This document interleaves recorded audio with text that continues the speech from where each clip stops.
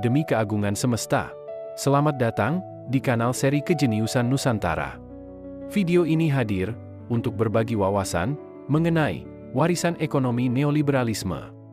Pasar ambruk, daya bayar remuk. Saat bersamaan, KKN, kolusi, korupsi, nepotisme, merajalela, banyak pengkhianatan, dan banjir amoralisme.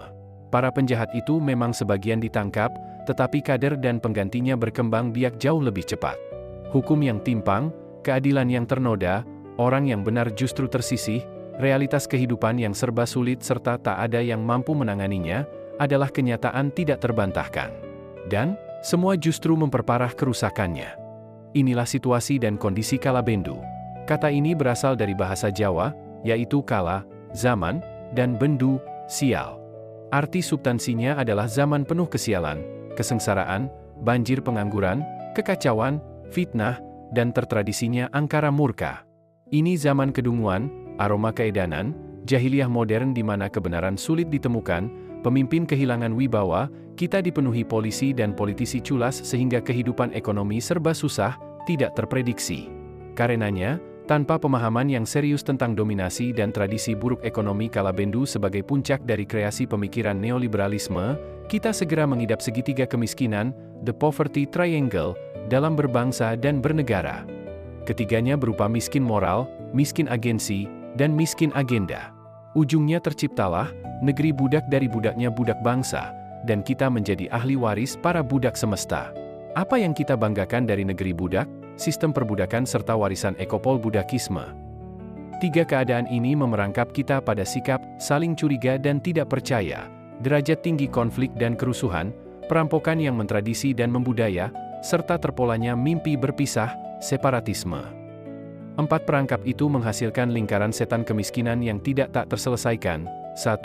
Dari sisi penawaran, di mana pendapatan rendah membatasi produksi. 2. Dari sisi permintaan, di mana pendapatan rendah membatasi konsumsi. 3. Dari sisi ketidaksempurnaan pasar, di mana sumber daya yang tidak becus menyebabkan miskin dan berakibat miskin.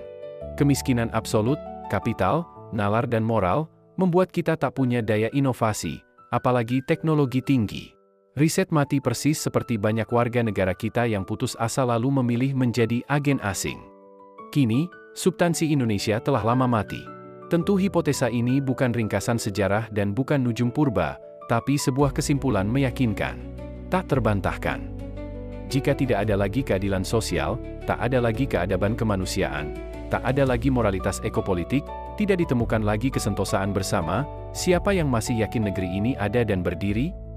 Kini, kalimat akhirnya dalam ketiadaan substansi Indonesia adalah memahami bahwa kebenaran dan idealitas yang dijalankan dengan ketulusan, meski menyakitkan dan tak mudah dipahami, adalah satu-satunya jalan menuju kemenangan dan keabadian. Jalan itu bukan menang kalah, tapi usaha tak berhenti pada pencapaian. Terus dan terus sampai tubuh luruh dan ajal memeluk kita, penuh. Moyang kita menyebutnya jihad, pamit pejah. Melawan dan terus melawan sampai titik darah penghabisan. Tapi, ingat satu hal.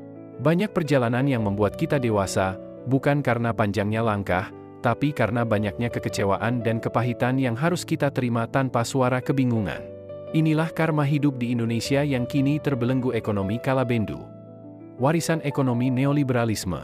Oleh Yudi Haryono, CEO Nusantara Center. Sampai jumpa di episode seri Kejeniusan Nusantara berikutnya. Salam Indonesia. Ksatria cahaya berani hadapi segala rintangan yang merintangi. Dengan anggun dia menari, di tengah badai tetap berdiri. Wow, wow, wow, wow, wow, wow, wow, wow, wow.